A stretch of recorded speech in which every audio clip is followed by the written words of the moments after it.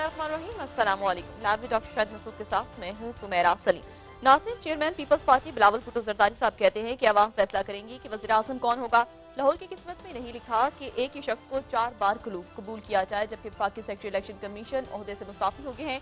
सेहत की खराबी बताई जा रही है उनके इस्तीफा देने की वजूहत, जबकि सरबराह JUIF मौलाना फजल रहमान तालिबान हुकूमत की दावत पर अफगानिस्तान के लिए रवाना हो गए हैं।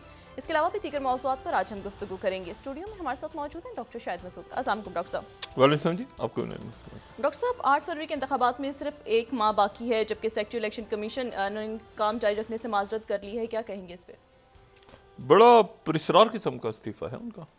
और वैसे तो अल्लाह ताला उन्हें सेहत दे, उनकी नासाजी जो तबीयत की नासाजी के बायस उन्होंने इस्तीफ़ा दिया है, लेकिन ये है कि कुछ पुरस्कारियत है। इलेक्शन कमीशन के में जो लोग हैं वो कहते हैं कि यार ये कुछ अर्से सेक्रेटरी साहब अपनी खदमात सर अंजाम दे सकते थे, और हो सकता है एक आध कोई और इस्तीफ़ा भी आ जाए आने वाले दिनों में। हो सकता है ना आए, लेकिन ये कि मतलब ये तो थकावट भी है, काम भी हैं, परेशान भी हैं लोग, दबाव में भी हैं, तो ये भी हो सकता है कि और कोई ब्यूरोक्रेट या और कोई शख्सियत इस तरह से मुस्ताफ़ी हो जाए आने वाले दिनों में, क्योंकि वो भी कुछ थकावट का और बेजारी का इजहार कर रहे हैं यहाँ पे, ये इलेक्शंस के हवाले से दबाव और ये और वो सारा। तो वो जो है वो काफ़ी ज़ाहिर है कि आसाब पे लोगों के ये सारी जो सूरत हाल है, जो कशीदगी है मुल्क में, जो पोलराइजेशन है, ये सवाल है, तो उसकी वजह से वो काफ़ी लोग जो हैं वो कहते हैं कि यार बड़ा मसला है। तो देखते हैं आने वाले दिनों में और क्या चीज़ हमारे सामने आती है। पाकिस्तानी सियासत अभी चलता रहेगा। अभी तो ये कल से जो हफ्ता शुरू हो रहा है उसमें बहुत सारे मामला तय होंगे। कंपेनिंग शुरू हो जानी चाहिए इस हफ्ते, जो इंतखाबी मुहिम है उसका आगाज़ होना चाहिए प्रॉपरली, टिकट्स वगैरह फाइनल होके कौन किसके मद्दे मुकाबले क्या, ये सारा इस हफ्ते क्लियर होगा। और इसमें जो इससे पहले कि आगे निकले, क्रिसमस मुबारक हो दुनिया के उन तमाम ममालिक में जहाँ आज क्रिसमस मनाया जा रहा है, और ऑर्थोडॉक्स क्रिश्चियंस, और वो क्रिसमस जो है वो 13 दिन के बाद मनाते हैं, और रशिया, इथोपिया, इजिप्ट, ये पूरा ईस्टर्न यूरोप, यहाँ पे जहाँ जहाँ ऑर्थोडॉक्स क्रिश्चियंस हैं, और ये जो ग्रेट शिज़म जो हुआ था 1054 में, जिसके नतीजे में फॉल ऑफ रोमन एम्पायर हो गई थी, लेकिन बाज़ंतीनी एम्पायर अपनी जगह कायम रही थी। तो बाज़ंतीनी एम्पायर उस वक्त तक कायम रही थी जब तक कि सल्तनत उस्मानिया ने उसको ख़त्म नहीं किया था। तो बाज़ंतीनी एम्पायर जो है वो ऑर्थोडॉक्स क्रिश्चियंस की थी, और ऑर्थोडॉक्स क्रिश्चियंस की जो रोमन एम्पायर जो है वो थी जिसको वेटिकन। तो ऑर्थोडॉक्स क्रिश्चियन जो हैं वो कम हैं दुनिया में, लेकिन उनका जो आप समझें कि जो मरकज़ है उनका, ये बात हमने पहले भी की थी, लेकिन दोबारा एक दफ़ा बताएंगे, ये इस तरह से हुआ था, ठीक है ना। क्रिश्चियंस उस तरफ के रोमन चर्च अगर टूटा था, इसकी हम पिक्चर देखें ना, तो इधर ऑर्थोडॉक्स आ गए थे और उधर जो है वो रोमन कैथोलिक हो गए। 2 हिस्सों में ये 1054 के अंदर, ठीक है, ये ग्रेट शीज़म हुआ था। दूसरे मैप में अगर हम देखें तो ये वेस्टर्न चर्च, ये लातीनी ज़बान बोलते हैं, उधर लैटिन इस्तेमाल होती है लातीनी ज़बान, यहाँ पर जो है वो यूनानी ज़बान इस्तेमाल होती है। और ये दुनिया के मुल्क हैं, ये जो ईस्टर्न यूरोप, ये देखें ना, ये जो ग्रेट शीज़म के नतीजे में तो यहाँ पे ऑर्थोडॉक्स, वहाँ पे कैथोलिक्स, और कैथोलिक्स के बाद फिर वो प्रोटेस्टेंट्स उनके साथ ही वो 25 तारीख को मनाते हैं। लेकिन ये बात बड़ी इंपॉर्टेंट है, और इनका दारुल वहाँ रोम था, यहाँ कॉन्स्टेंटिनोपल था जिसको कुस्तुनतुनिया कहते हैं। यहाँ सेंट कॉन्स्टेंटाइन के हवाले से कॉन्स्टेंटिनोपल बाज़ंतीनी सल्तनत, ठीक है, जो इस्तंबुल है, लेकिन उसको कुस्तुनतुनिया कहेंगे तो वहाँ पे बड़ा सख्त नाराज़ होते हैं इस बात पे तुर्की में कि कुस्तुनतुनिया का है, क्योंकि वो कुस्तुनतुनिया जो है कॉन्स्टेंटाइन से लफ्ज़ निकलता है, तो इस्तंबुल उसका नाम। तो ये जो है ये तमाम इलाके जो हैं, अब ये जहाँ पर हैं, ये इनका जो मरकज़ है वो है मॉस्को। वहाँ पे हैं पोप, ये पोप को नहीं मानते, ये वेटिकन को नहीं मानते। यहाँ होता है पतराया, ठीक है, जिसको उर्दू ज़बान में एक आम कहा जाए तो जो पादरी का लफ्ज़ इस्तेमाल होता है ना, तो वो तो असल में वहाँ से निकला है, ठीक है। तो ये जो है ये वहाँ पर क्रिसमस मनाया जा रहा है 7 तारीख को, और हमारी तरफ से बहुत बहुत मुबारक हो रशिया को, ईस्टर्न यूरोप को। यूक्रेन ने ऐलान कर दिया था कि नहीं जी हम तो मगरिब के साथ हैं, तो इस साल हम ज़ेलेंस्की ने ऐलान किया था, लेकिन उनका चर्च जो है वो आज जो है मना रहा है मॉस्को के साथ क्रिसमस। तो मेरी क्रिसमस ऑर्थोडॉक्स क्रिश्चियंस को तमाम दुनिया में। इथोपिया में बहुत बड़ी तादाद है, रोमानिया, इथोपिया, ये सारा। अच्छा, अब जो है इसमें जो दूसरा है सिलसिला, जो दूसरी पुरस्कारियत है, एक और पुरस्कारियत भी है, वो ये है कि 1 तारीख को बड़ी बड़ी अजब सी बात है ये, मुझे तो इसके अंदर इसका कोई सर पैर समझ नहीं आया इस बात का, और वो ये है कि अमेरिकन सेक्रेटरी डिफेंस जो हैं वो पिछले 1 हफ्ते से गायब, और ये वो कहाँ गए ये सदर बाइडेन को भी नहीं पता चला, प्रेसिडेंट बाइडेन को भी नहीं पता चला कि उनके सेक्रेटरी डिफेंस किधर है, लॉयड ऑस्टिन। 1 दिन गुजर गया, 2 दिन गुजर गए, 3 दिन गुजर गए, 4 दिन गुजर गए, चौथे दिन जो नेशनल सिक्योरिटी एडवाइजर हैं जैक सुलिवन, उन्होंने जाके प्रेसिडेंट बाइडेन के कान में बताया कि जनाब सदर, हजूर मोहतरम, सेक्रेटरी दिफा गायब हैं। सेक्रेटरी दिफा का पता किया गया तो पता चला सेक्रेटरी दिफा जो है वो खामोशी से किसी अस्पताल में दाखिल है, और उन्होंने पेंटागन को बताया। पेंटागन को तो ज़ाहिर है कुछ लोगों को पता होगा, उन सदर को बताया ही नहीं बाइडेन को। उसके बाद एक रौला पड़ गया और पता चला कि उनकी कोई तबीयत ख़राब थी और ठीक हो गई तबीयत। उन्होंने फिर अस्पताल से अपना एक बयान जारी किया, और वो बयान जो है वो सामने आया तो डिपार्टमेंट ऑफ डिफेंस का, तो हमें पता चला कि जो उनकी तबीयत जो है वो बेहतर है और वो जल्द अपनी ज़िम्मेदारियां संभाल लेंगे। लेकिन इस तरह से बहुत कम हुआ है, अगर हम दिखा सकें, अगर वो डिपार्टमेंट ऑफ डिफेंस का अलामिया जो है वो हम दिखा सकें, तो उसमें फिर ये है कि जी वो उन्होंने कहा कि मैं चंद दिनों में आ जाऊंगा। I want to thank amazing doctors, nursing staff, जो कि जिन्होंने मेरा ख्याल रखा और जिन्होंने जो है, और मैं जल्द वापस आ जाऊंगा, इनकी सपोर्ट। लेकिन जो वॉल स्ट्रीट जर्नल है 19 स्लाइड, वो कह रहा है Biden did 19 slide, Biden didn't learn for days that pentagon chief was in hospital. उनको पता ही नहीं था कई दिनों तक। रॉयटर्स कह रहे हैं यूएस 18वीं slide, US secretary says he takes responsibility for secret hospitalization. पुरस्कारियत,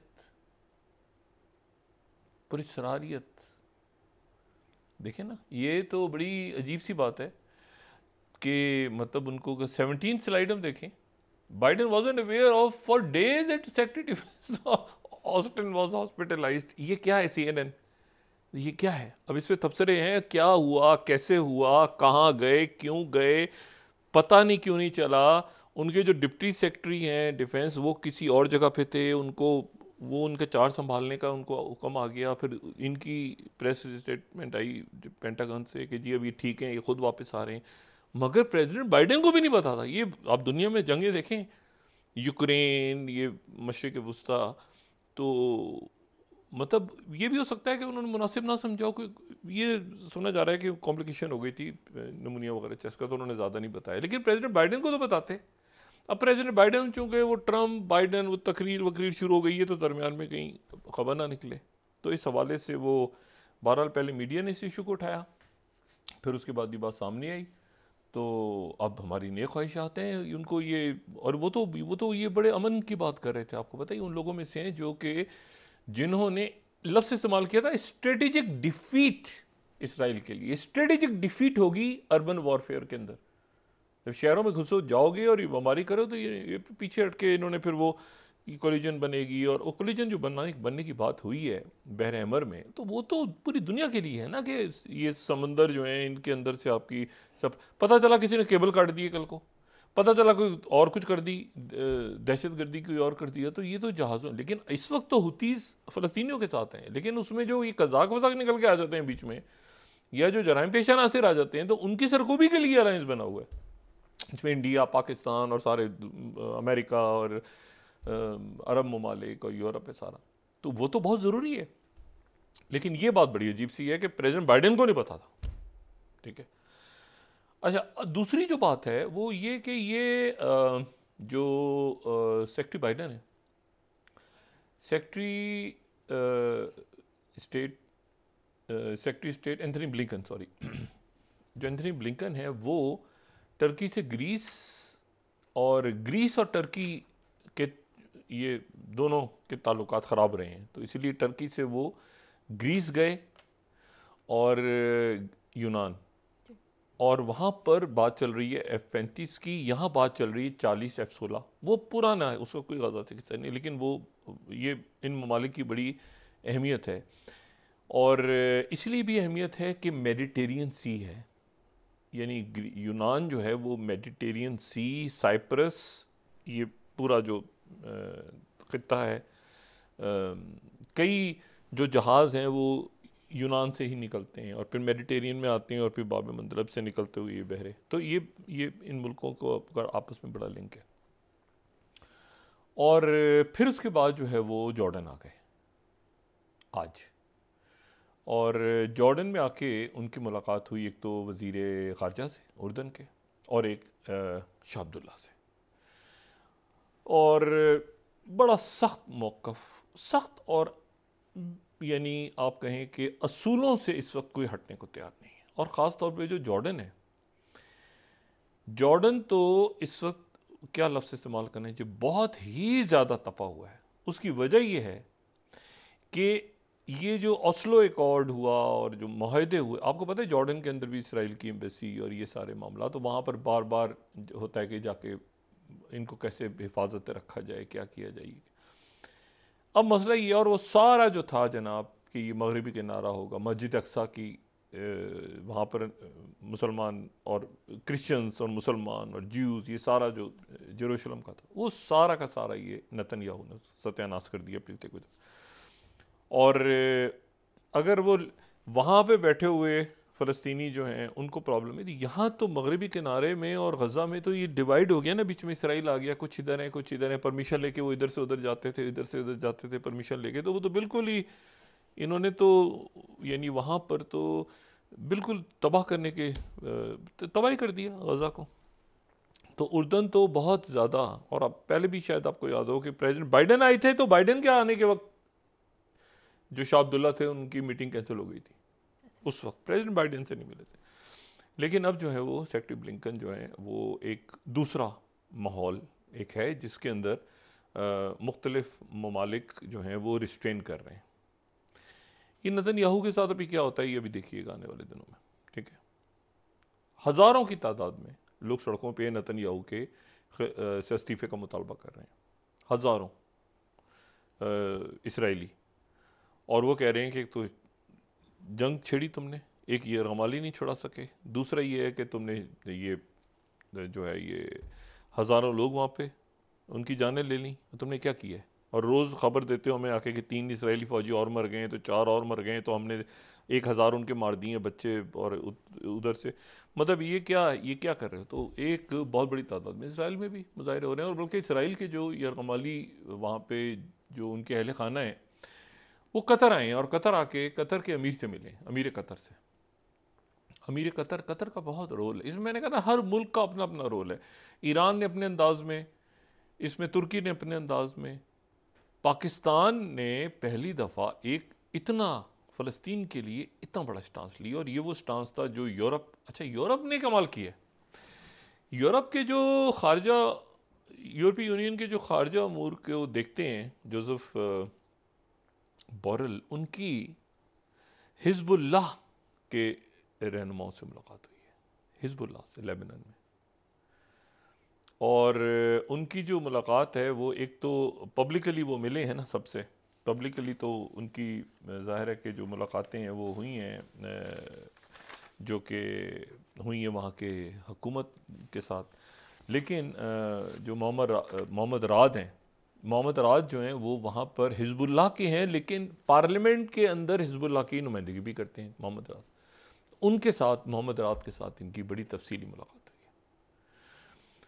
और ये आप देखें ना कि इस वक्त ये तमाम शख्सियात जो हैं, फ्रांस और इटली और स्पेन और इवन बरतानिया और ये सारे मुल्क जो हैं, इन्होंने दरमियान में यूरोप जो है ना, उसमें आप जो भी कहें कि इंतहा पसंदी आ गई है, और वहाँ बहुत से लोग जो ये पनाह गुज़ीन पहुँचे हैं, तो ये तो जराइम पेशा एक्टिविटीज़ में है ना, आग लगा दी और इमारतों को तोड़ दिया और ये वो। लेकिन ये कि बहरहाल वो एक और यूरोप में ही नहीं, सिर्फ अमेरिका में भी, पूरी दुनिया में, पूरी दुनिया में, मतलब मैं किसी मुल्क को इसमें से नहीं निकाल रहा, इंडिया में भी हर जगह, चाहे वो हमारा कोई मुल्क ऐसा हो, वहाँ की हुकूमत की पॉलिसीज़ कुछ और होती हैं, अवाम की कुछ और होती हैं। ये ख़ास तौर पे हमने इसमें देखा है, ये जो गज़ा में हुआ है ना, और इससे पहले भी हुआ है। जब ये एंटी वॉर रैलीज, जब इराक पे अटैक हो रहा था, तो भरा हुआ था Europe, America anti war rallies से। और ये अब तो बहरहाल अब वो आ गए हैं जनाब, आज जॉर्डन में मिले हैं। जॉर्डन के बाद वो आज ही वो अभी किसी वक्त कतर पहुंच जाएंगे, और फिर कतर के बाद वो आज ही किसी वक्त जो है वो सऊदी अरेबिया का छोटा सा दौरा करेंगे। सऊदी अरेबिया भी जा रहे हैं वो, ठीक है। कल मैं जो ये बात मैंने सऊदी अरेबिया भी जा रहे हैं, तो आज ही उन्होंने सऊदी अरेबिया को भी, यानी आज उन्होंने 3 मुल्क रात तक कवर करने हैं, सेक्रेटरी ब्लिंकन ने, और कल वो मुत्तहिदा अरब अमारात जाएंगे, और परसों फिर उसके बाद वो इसराइल और मगरबी किनारे जाएंगे, और साथ ही वापसी, और फिर इजिप्ट होते होते हुए निकल जाएंगे। ये हो सकता है कि पहले इजिप्ट जाएं, या पहले, यानी ये उनका बड़ा हेक्टिक दौरा है। और ये दौरा जो है, इसके आखिर तक, इस दौरे के अख्ताम तक हमारे सामने कोई पिक्चर वाज़े होकर सामने आ जाएगी। जो हिजबुल्लाह के रहनुमाओं से मिले हैं, जो सब बैरल सऊदी अरेबिया आ गए, और वो जो हैं वो हिजबुल्लाह रिस्ट्रेन कर रही है। उन्होंने अटैक्स किए हैं, लेकिन ये कि ये जंग आगे ज़्यादा ना फैले, इसका जो सहरा है ये सबसे ज़्यादा जा रहा है इस वक्त हिजबुल्लाह। और ये आप देखें, इराक के अंदर भी वो स्ट्राइक सिग्नलिंग की है उन्होंने कि स्ट्राइक्स वगैरह हुई, कोई ज़ख्मी हो गए कुछ लोग, जवाबी स्ट्राइक्स हुई, ये हुआ वो हुआ सारा। लेकिन वो ये जंग ना फैले, इसके लिए सारे मुल्कों ने भरपूर सफारती कोशिश की। और आगे ये नेतन्याहू गवर्नमेंट गिर जाए, फिर आप देखें क्या होता है उसके बाद, क्योंकि नेतन्याहू गवर्नमेंट के अंदर मज़ीद इख्तलाफात पैदा हो गए हैं। उनके जो बेनी गान्स हैं वो काबीना में नहीं शरीक हुए, कई वज़रा काबीना में नहीं शरीक हुए। आज जो इजलास हुआ है काबीना का, वो काबीना बाइकआउट कर गए हैं, बाहर सड़कों पे नारे लग रहे हैं। सुप्रीम कोर्ट का मामला अपनी जगह है, और सेक्रेटरी ब्लिंकन आ गए हैं। वो उन्होंने गैलन के थ्रू जो है, वज़ीर दिफा के थ्रू उन्होंने ये पीस प्लान आगे फॉरवर्ड करवाया है, ठीक है। और इसमें जाहिर सी बात है कि इसमें जो बैकडोर डिप्लोमेसी चल रही थी डेविड बार्नी और बाकी सारे, कि भाई ये 2 स्टेट सोल्यूशन पे वापस आ जाएं, और यहाँ पर एक फ़ौज होगी जो कि हिफाजत करेगी, तामीर नौ होगी, और उसमें अब कंपनसेशन दी जाती है, या उसमें ये जंगी जराइम, ये उनके ज़ाहिर है कि ख़ानदान और वो सारे फ़ैसला करेंगे। यरगमाली वहाँ से छोड़े जाएंगे, यहाँ से कैदियों की रिहाई होगी, जो भी कुछ होगा, लेकिन एक पीस की तरफ दुनिया जाएगी। इस जंग को आगे ये बढ़ना जो है जंग का, ये बहुत ही बुरा होगा। अभी भी इम्कानात हैं, लेकिन ये है कि मैं पहले दिन से कह रहा हूँ कि ये रुक जाएगा, ये मामला इसमें रिस्ट्रेन होगा। ये बावजूद इसके कि ख़तरा अभी भी है कि ये हुतीज़ के साथ जो माहदा है, ये बहुत कच्चा माहदा है, ये ना ख़राब हो जाए, कहीं ये बहर अहमर में कोई और वाक़यात ना पेश आ जाएँ, कोई बड़ी दहशतगर्दी ना हो जाए, कोई हाईजैकिंग्स, कुछ इस तरह से ना। लेकिन ये कि अभी तक जो है वो सारा जो जुल्म हुआ है वो गज़ा के मुसलमानों पे हुआ है। लेकिन ये है कि दुनिया इसके नतीजे में, जो यूक्रेन जंग में एक रूल बेस ऑर्डर गिरा था पुराना, तो उसके नतीजे में ये जो बाकी जो बचा कुचा था वो भी गया हाथ से। और उसमें ये मशरिक़ वस्ता, ये आगे जो है ना, ये गज़ा अब डिफ़ाइन करेगा दुनिया की।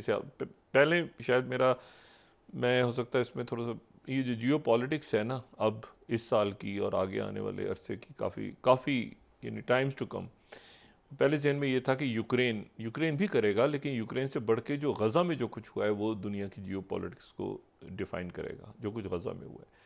23-24 हज़ार लोगों का शहीद होना, और ये डंप बॉम्बिंग्स गिर रही हैं, हो रही हैं, और ये एड के साथ ये हो रहा है, और झूठ बोला जा रहा है, और ये सारा वेस्टर्न मीडिया ने ही किया है ना, वेस्टर्न मीडिया ने ही लिखा है।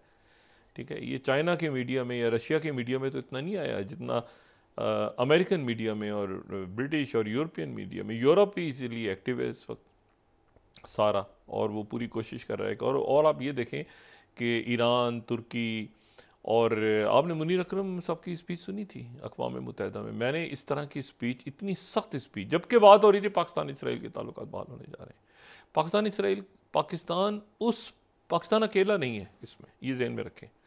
पाकिस्तान उस पूरी आलमी बरादरी का एक हिस्सा है जिसमें तमाम ओआईसी है, तमाम ओआईसी, ठीक है, और एक 2 स्टेट सोल्यूशन।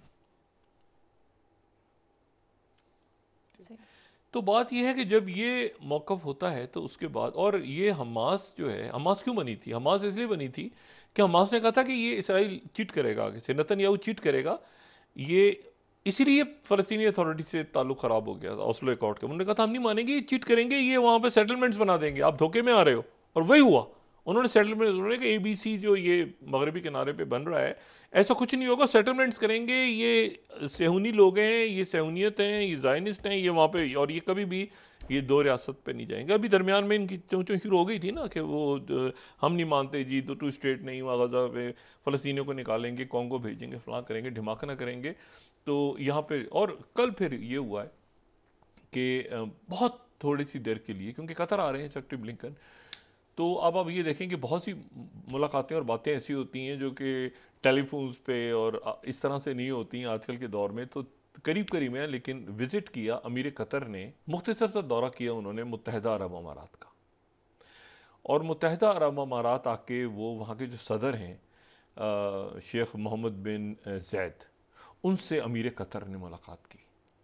अच्छा, दोनों जगह पे सेक्रेटरी ब्लिंकन ने आना है, और एक मुल्क जो है वो बात कर रहा है, यानी वो प्ले कर रहा है मुकम्मल तौर पे ये डिप्लोमेसी में, कतर का रोल है, और UAE ने सबसे ज़्यादा एड दी है Gaza, humanitarian add, hospitals, medicines, वो जितना पैलेस्टीनियंस के लिए वो, यानी उन्होंने अपना एक रोल प्ले किया, और बार बार जो करारदादें पेश होती रही हैं वो UAE करता रहा है।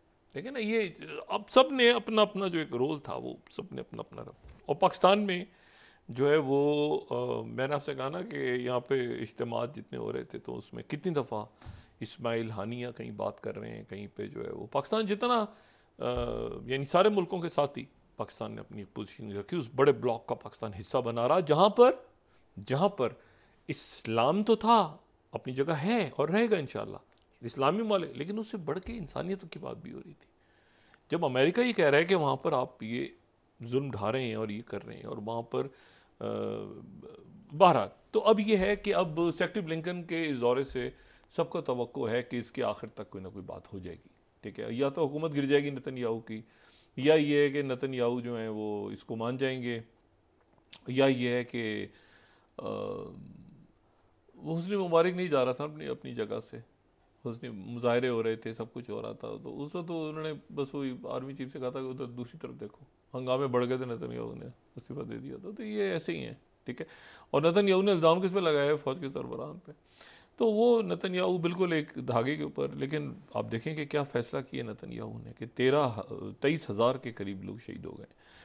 तो ये जो है ये फ़ैसला, और फिर दहदू, जो वालिद दहदू के साथ जो वाक़या पेश आया है, ये अल जज़ीरा की ब्यूरो चीफ़, और ये मेरा ख्याल है कि पूरी दुनिया में इनका चेहरा सब पहचानते हैं। और ये जो हैं ये वो हैं जो कि ये जिनका बेटा खड़ा है ना साथ, ये रो रहा है, ये बेटा भी शहीद हो गया। ये पहले इस बात पर रो रहा था कि वो इसकी वालदा यानी इनकी अहलिया और एक बेटा और एक 7 साल की बेटी और एक नवाज, पूरे ख़ानदान, ये वो हैं जो जिनकी पिक्चर्स आ रही थी कि वो रिपोर्टिंग कर रहे हैं खड़े हुए, और अचानक किसी ने बताया कि घर पे अटैक हुआ है। तो इनका जो बड़ा बेटा था हमजा, उसको, वो भी अल जजीरा में वो साथ साथ अपने बाप के साथ साथ काम करता था, और जो छोटा बेटा था वो भी साथ साथ काम करता था, कि वो ये हेल्प करते थे कि बाप ब्यूरो चीफ है तो एक बच्चा कैमरा लगा रहा है, एक वहाँ से ट्राइपॉड लगा रहा है, ये कर रहा है, वो कर रहा है, इस तरह करते थे। तो उसको भी आज शहीद कर दिए। यानी अब आप ये देखें कि बेटे, बीवी, ये दोनों भाई, अब मुझे ये थोड़े दिन पहले ये रो रहा था खड़ा हुआ, ये जो है ना, ये लोगों को वो पिक्चर्स याद होंगी कि वो आईसीयू में दाखिल हुआ और वो जो है वो डेड बॉडीज़ पड़ी हुई हैं, और जो है वो अजीब व गरीब सी सूरत हाल, और आईसीयू में बच्चे चीख रहे हैं, ये वो फैमिली है। तो बाकी जो चीख रहे थे बच्चे, वो भी, जो बच्चे रो रहे थे वो भी मारे गए, उनको भी शहीद कर दिए। अब इशू ये है कि ये जो है ये बहुत ही एक ऐसी बर्बरियत है कि वो कहते हैं कि इससे पहले कि कोई सीज़ फायर की तरफ जाएं, हिजबुल्लाह ने वहाँ पे, मैं आपको ये बताऊँ एक बात, ये ठीक है अभी यूरोप और ये इसको जंग एक्सलेट ना हो, ये सारा, ये जो मैं आपको एक बड़ी अजीब सी एक बात बताऊँ, अपनी ज़ाती इसकी हो सकता है इसकी कोई तरदीद करे या ना करे, जो जनरल कासिम सुलेमानी है ना, कासिम सुलेमानी जिनको निशाना बनाया था आज से 4 साल पहले, चौथी बरसी जिनकी, उस मौके पे ये दूसरे लोगों के, कासिम सुलेमानी वो शख्सियत हैं जो, जैसे मैंने कहा ना कि अभी जो मोहम्मद साले अरोरी को इन्होंने अटैक निशाना बनाया, तो ये महमूद अब्बास के बड़े करीब थे। ये बात मैंने बताई कि महमूद अब्बास के करीब थे, क्योंकि मगरबी किनारे से थे, इसलिए मगरबी किनारे को हेड भी करते थे और हमास के थे, लेकिन बाहर रहते थे। जो कासिम सुलेमानी है, कासिम सुलेमानी उन लोगों में से हैं, यानी उन लोगों में से थे जो कि सऊदी अरेबिया, अरब ममालिक और ईरान के दरमियान सुलह करवाना चाह रहे थे। यानी कुछ शख्सियत ऐसी होती हैं ना जो कहती हैं कि हार्ड स्टांस होता है, यानी ज़रा उनका थोड़ा सा एक सख्त मौक़िफ़ होता है। कुछ होते हैं जो खामोशी से काम कर रहे होते हैं इस पे कि किसी तरह से मुल्क इकट्ठे हो जाए। ऐन उस वक्त जब कहीं बात ख़राब होनी शुरू होती थी, तो जो लोग एक्टिव होते थे ना ताल्लुकात बेहतर बनाने, उनमें कासिम सुलेमानी होते थे। ये बड़ी इंटरेस्टिंग, ये बड़ी, मैं आपको ऐसी बात बता रहा हूँ जो मैंने वहाँ पर सुनी भी बार बार, और मैं बहुत सी बातें इल्म में मेरे। तो कासिम सुलेमानी जो हैं, जब ज़रा से ताल्लुकात बेहतर होते थे ना, कि ये शिया सुन्नी मसला ना खड़ा हो, ये ना खड़ा हो ना, तो कासिम सुलेमानी एक्टिव होते थे। कासिम सुलेमानी को निशाना बना दिया, और कासिम सुलेमानी के निशाना बनाने के बाद ये दोबारा उनके निशाना बनाने के बाद ये मूव शुरू हुई कि किसी तरह से अरब ममालिक और ईरान को करीब आना चाहिए। खुद ब खुद चाइना तो बाद में आया है ना, ये जो आपस में मुल्क इकट्ठे होने शुरू हो गए थे ना सारे, और ये सारे मुल्क यमन के अंदर इधर उधर दाएं बाएं सारा चाइना ने तो नहीं करवाया, चाइना तो एक तरह से बाद में आके चाइना ने गारंटी ली कि भाई ठीक है हमें सारे, लेकिन ये जो होना शुरू हुआ ना कि सब ने मिलना है भाई, आपस में अपनी लड़ना, वो नहीं करना कि जी सद्दाम हुसैन को फांसी लग रही है और सारे तालियां बजा रहे हैं, या गद्दाफी को रोड पे खींच रहे हैं तो पता चला खाना जंगी हो रही है। अब अपने संभाल के रहो और सीधी बात करो, ठीक है ना, बिल्कुल सीधी बात करो। और ये वो है जो दरमियान में, जो मैं कहता हूँ एक नया ब्लॉक दुनिया में खड़ा हो रहा है, जो ब्रिक्स में भी है, जो अमेरिका से भी ताल्लुकात बेहतर चाहता है, जो यूरोप के साथ भी बेहतर चाहता है, जो चाइना के साथ भी बेहतर चाहता है, लेकिन वो अपने असूलों में खड़ा हो रहा है। पाकिस्तान उस ब्लॉक में है। पाकिस्तान उस ब्लॉक, जो मैं हमेशा कहता हूँ ना उस बात को, कि पाकिस्तान स्ट्रेटेजिकली बिल्कुल ठीक है, अंदर जो मसाइल हैं, फड्डे हैं, वो अंदर डाले हुए हैं आपने, ठीक है, और वो फड्डे अंदर हैं। बाहर स्ट्रेटेजिकली पाकिस्तान बिल्कुल ठीक है। अफगानिस्तान के साथ मामला, मौलाना फजलुर रहमान साहब आज उनके मेहमान बन के गए।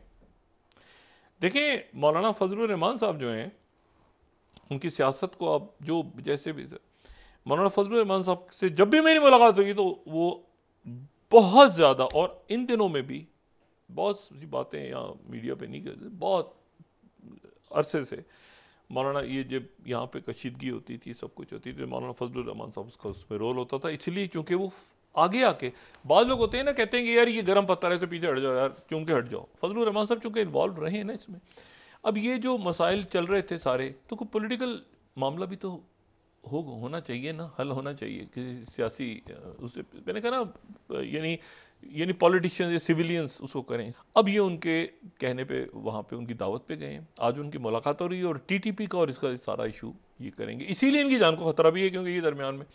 अच्छा, तो अब इशू ये है कि ये तो मामला ठीक हो जाएगा इंशाल्लाह। सही। उनकी जो आपको पता है ये जो दाइश वाला फैक्टर उठा है ना बीच में कि ईरान में किसने ब्लास्ट किया है, इनके बारे में अमेरिकन कह रहे हैं कि ये दाइश के जो लोग जिन्होंने, ईरान इसको नहीं बाय कर रहा, या शायद ईरान अभी देख रहा है कि क्या है इसकी तहकीकात। ईरान की भी जो इंटेलिजेंस है और उनके वो बड़ी प्रॉपर पीछे तक जाते हैं। वो ये कह रहे हैं कि जो अमेरिकन ने इल्ज़ाम लगाया कि दाइश ने किया, और दाइश का एक बयान भी आ गया, लेकिन वो दाइश कहाँ से आई थी? वो अफगानिस्तान से आई थी। अमेरिकन जी कह रहे हैं कि वो दाइश यहाँ से आई थी, अफगानिस्तान से, क्योंकि दाइश वो किसी अरब मुल्क से, उधर से नहीं, इधर से आई थी। यहाँ से, यहाँ की जो सॉइल है अभी भी इस्तेमाल हो रही है कुछ, तो ईरान ने इसको नहीं बाय किया। लेकिन बहरहाल अफगानिस्तान की सरजमीन से अगर दहशतगर्दी ख़त्म होती है, हमसे ज़्यादा उनका फ़ायदा है। सही। हमसे ज़्यादा अफगानिस्तान का फ़ायदा है, ताकि अफगानिस्तान अक़वाम आलम के दरमियान खड़ा हो आके। सही। ठीक है ना, ये तो ये दरमियान में इतनी उसकी अपनी एक अहमियत, इतना तारीख़ है तारा, वो आगे बढ़े, स्कूल खोलें, वहाँ पे तालीम बच्चियों की शुरू हो दुनिया के साथ। तो ये जो है ना, ये मेरा ख्याल है कि बड़ा ज़रूरी है, और हम उम्मीद करते हैं कि ये अफगानिस्तान का जो दौर है ये ख़राब हो जाएगा। लेकिन एक फड्डा और हो गया, वो भी पुरस्कार है। आप ज़रा वक्फा लें, उसके बाद बात करते हैं। नाज़रीन वापस आते हैं एक छोटे से ब्रेक। लॉयड, ऑस्टिन लॉयड की बीमारी, सेक्रेटरी इलेक्शन कमीशन, ये जो पुरस्कारियत है ना, एक और पुरस्कारियत वक्फ के बाद। वापस आते हैं ब्रेक के बाद।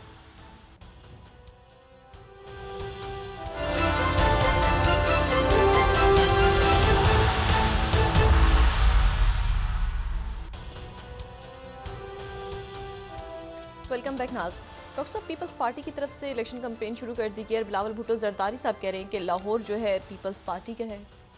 देखिए, सारी बातें छोड़ें एक तरफ, अगर कोई न्यूज़ ऑफ द डिकेड या न्यूज़ ऑफ द 75 साल पाकिस्तान के कोई ख़बर है ना मेरी दिलचस्पी की इस वक्त, तो वो ये है कि जब तक सूरज चांद रहेगा, यानी उस्मान बुज़दार साहब ने मुस्लिम लीग ज़िया-उल हक ग्रुप ज्वाइन कर लिए एजाज़ुल हक साहब की।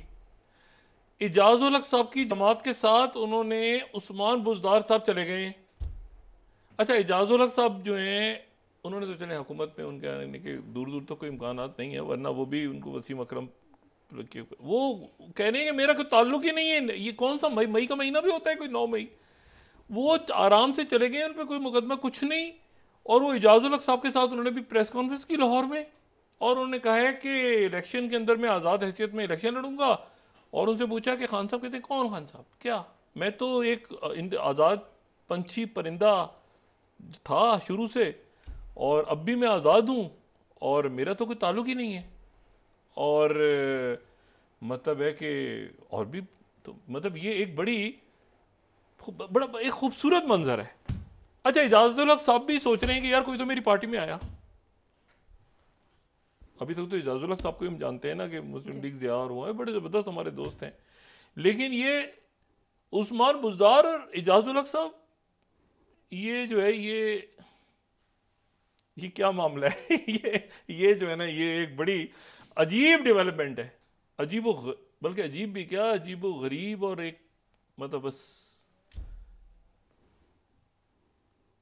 कुछ जेलों में पड़े हुए हैं, कुछ लोग इधर गए हुए हैं, करप्शन के। उस्मान बुज़दार साहब, इन पे कोई जो है ना, बहरहाल मैं अब इस पे कुछ मजीद अपना जो है ना तबसरा करके इसके ऊपर जो है, मतलब बस अजीब सी बात है।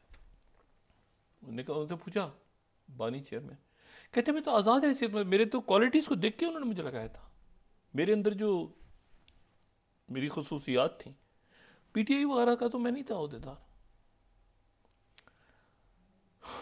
बहरहाल, अच्छा, अब जो है वो मुस्लिम लीग एजाज़ुल हक साहब को दिल की गहराइयों से बहुत मुबारक हो। वो हमारी तो दुआ है वज़ीर आज़म बने, वज़ीर आज़म बन के फिर वो सोच लेंगे वज़ीर आला बनाना है कि नहीं बनाना, बना भी सकते हैं, कुछ भी कर सकते हैं।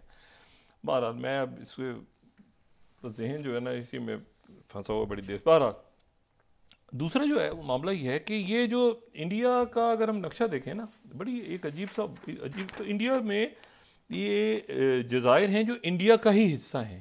यानी इंडिया भारत का जो केरला वाली साइड है ना, जो यानी वो साइड जो कि यानी टूवर्ड्स अफ्रीका या टूवर्ड्स पाक, ये जो साइड है उस पर जज़ायर हैं उनके बहुत सारे, मेरे ख्याल से 35-36 जज़ायर हैं।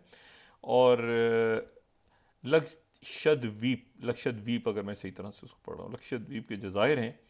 तो वहाँ पे वज़ीर आज़म मोदी गए, और वज़ीर आज़म मोदी वहाँ पे गए मंगल को, मेरा ख्याल है मंगल या बुध को। उन्होंने जाके वहाँ पे जज़ीरों के में एक अपनी खूबसूरत सी तस्वीर उन्होंने जो है वो जज़ीरों में बैठ के उतरवाई, और उतरवा के उन्होंने आज उसको ट्वीट कर दिया या एक्स पे डाल दी सोशल मीडिया पे कि वो मोदी साहब बैठे हुए हैं और ख़ूबसूरत से मनाज़िर हैं और ये सारा।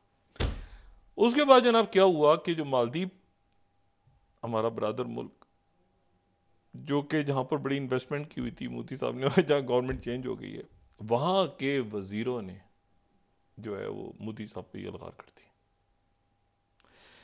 और नामुनासिब अल्फाज इस्तेमाल किए उन्होंने सोशल मीडिया पे वज़ीरों ने। एक उनकी जो खातून वज़ीर हैं, यहाँ पे उन्हीं का मीडिया कोट कर देते हैं ताकि हम पे ना बात आई। इकोनॉमिक टाइम्स, वो 26वीं स्लाइड, वो कहते हैं कमरों में मुस्तकिल बदबू, मालदीव पॉलिटिशियन रिमार्क्स और मोदीज। ये मतलब एक ने ये कह दिया कि ये क्या है, बदबू कमरों में है, और ये आदमी ये मोदी साहब ने अपनी तस्वीर डाली हुई थी। उसके बाद जो है वो दूसरी जो वहाँ से हरकत हुई वो ये हुआ कि उन्होंने मोदी साहब के बारे में जो अल्फाज इस्तेमाल किए उन्होंने घटिया किस्म के, उसमें से एक घटिया अल्फाज जो थे वो थे 27वीं स्लाइड के ऊपर देखें, उन्होंने ट्वीट कर दिया। ये ट्वीट बल्कि डिलीट किया बाद में, ट्वीट भी है। उन्होंने कहा कि मोदी जो है ये एक क्लाउन है, जो उनके मिनिस्टर ने कहा मोदी एक क्लाउन है। ये ट्वीट है उनका, what a clown, the puppet of Israel mister Narendra Modi with life jacket. अब जनाब ये उनके वज़ीरों ने जनाब ट्वीट करनी शुरू कर दी, उसके ऊपर जनाब एक हंगामा हो गया, होना भी था। उनके मुख्तलिफ लोगों ने कहा हम तो मालदीव नहीं जाया करेंगे आइंदा, हम मालदीव का जो उन्होंने कहा हम बैकआउट मालदीव का वो चलना शुरू हो गया ट्रेंड कि मालदीव का बैकआउट करो। और उनका एक वज़ीर, दूसरा वज़ीर ये कह रहा है कमरों से बदबू, ये कह रहा है, ये कह रहा है, वो आगे पीछे पता नहीं क्या हुआ।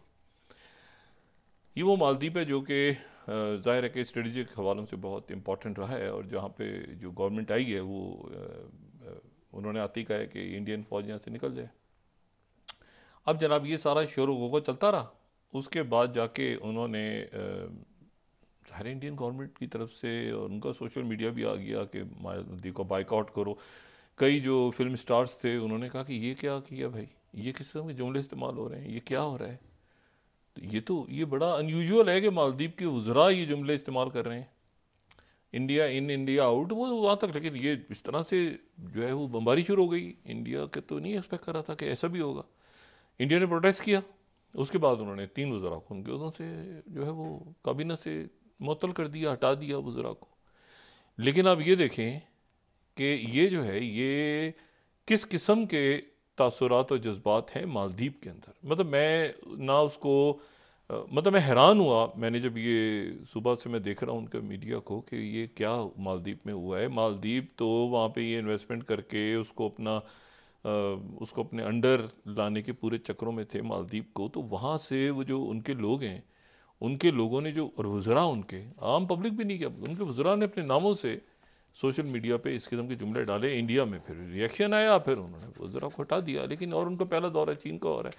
तो बहरहाल ये है कि अब ये मुल्क देखे ना, उनको कोई इशू नहीं है कि इंडिया को हमारे साथ गड़बड़ कर देगा, कोई जंग छेड़ देगा, ऐसा नहीं। और इंडिया भी ज़ाहिर है क्यों करेगा, इंडिया ने भी एक डिप्लोमेटिकली उसको हैंडल किया। लेकिन बड़ी अजीब सी बात कि ये तलखी, इस किस्म की तलखी हैं हुकूमतों के दरमियान। ये तो मुझे समझ में आती है बात कि जी वहाँ पर एक मतलब है कि वो चाइना और इंडिया और ये सारे वहाँ, ये देखें आज हसीना वाजिद का ऐलान हो जाएगा, रात तक जीत जाएंगी, वो बाइकआउट हो गया, सारा हंगामे शंगामे, क्या इस्तेकाम आ जाएगा, इस्तेकाम नहीं आएगा। वही मैं बात कह रहा हूँ इसको। और ये मेरे लिए हैरान कुन था कि मालदीव के वज़रा ये ज़बान इस तरह, इतना ज़्यादा वहाँ मालदीव में एंटी इंडिया सेंटिमेंट है, इस बात का मुझे अंदाज़ा नहीं था। लेकिन जब ये शुरू हुआ, सारा दिन चलता रहा शाम तक, तो फिर मुझे अंदाज़ा हुआ कि वहाँ पे जो मुसलमान हैं उनके अंदर ये गज़ा के ऊपर, क्योंकि पपेट ऑफ इसराइल लिखा हुआ है ना नीचे, तो गज़ा के हवाले से जो मोदी सरकार की पॉलिसी है, इंडिया की पॉलिसी नहीं है, ये मोदी सरकार की पॉलिसी। इंडिया में बहुत बड़ी तादाद में वहाँ पे डॉक्टर्स भी, वहाँ पे इंजीनियर्स भी, वहाँ पे इमदादी सामान लेके लोग भी जाना चाहते थे। मुझे नहीं पता कि मोदी सरकार ने उनको इजाज़त दी है कि नहीं दी, लेकिन बहरहाल ये है कि इस दुआ के साथ कि ये सेक्रेटरी ब्लिंकन के दौरे में ही ये सीज़ फायर हो जाए और ये एक्सलेट ना हो फर्दर, और यही मेरे ख्याल से पीछे कुछ सॉलिड मामलात हुए हैं तभी सेक्रेटरी ब्लिंकन वापस आए हैं, और सब उनसे मिल रहे हैं, सारे फरमा रवा भी मिल रहे हैं और सारे सदूर और वज़ीर आज़म भी मिल रहे हैं, और यकीनन इसके इख्तिताम तक, इस दौरे के इख्तिताम तक हम उम्मीद करते हैं और दुआ भी करते हैं कि अच्छी खबर आएगी मगरबी एशिया या मशरिक़ वस्ता से। जी, बहुत शुक्रिया डॉक्टर साहब। नाज़रीन, इसके साथ ही आज का प्रोग्राम अपने इख्तिताम को पहुंचा। मुझे सुमेरा सलीम को दीजिए इजाज़त। अल्लाह ने के बाद जी डॉक्टर साहब, अपने दोस्तों, रिश्तेदारों, गिरदोनवा के लोगों का सब ख्याल रखिएगा। अल्लाह हाफ़िज़।